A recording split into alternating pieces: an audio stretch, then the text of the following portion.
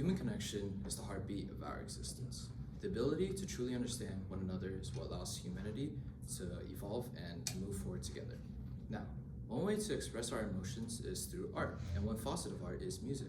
And for the artist who taught me the importance of expression is Kendrick Lamar. Now, like everyone else, I love to listen to music, whether it be driving, showering, or just some plain background noise. But when I'm doing homework, I'm willing to bet that there's at least one artist who will always pull you in with their lyricism, no matter how many times you have heard their songs. And for me, of course, that artist is Kendrick Lamar. Now, Kendrick Lamar has been very open and vulnerable in his songs and has shown me that it is very important to be more open to the people close around me. So first, let's talk about his background, as this had a very impactful nature to his music.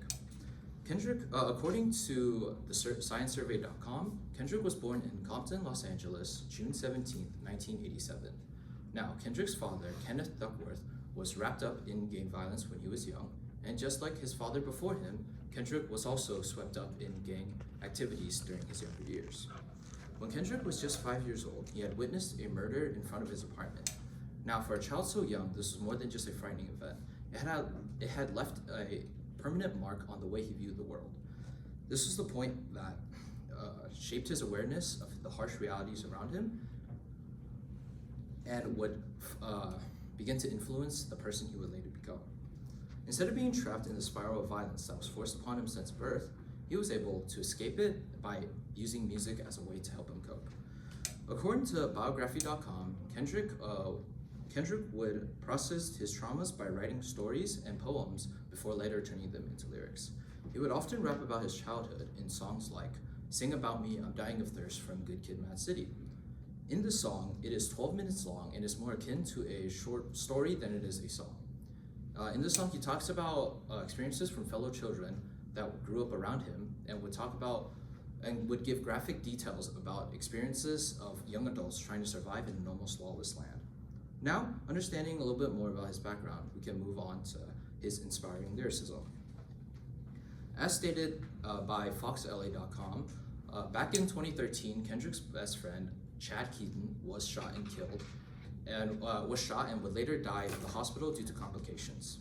Now, in the song "You" from To Pimp a Butterfly, Kendrick would talk to himself in a drunken state from a second-person perspective.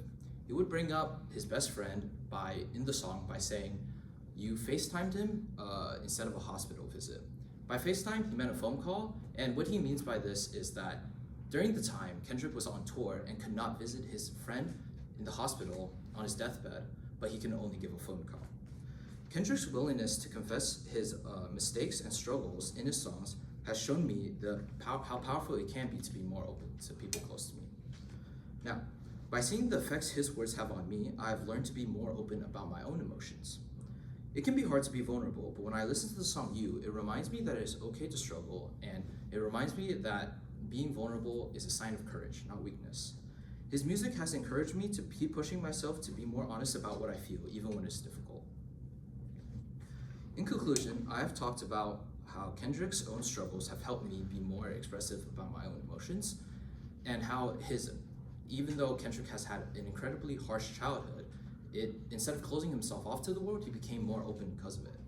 Now, the next time you are talking to a close friend or relative, I hope that you can be more expressive about your own emotions. It will shock you of how impactful it can be to other people.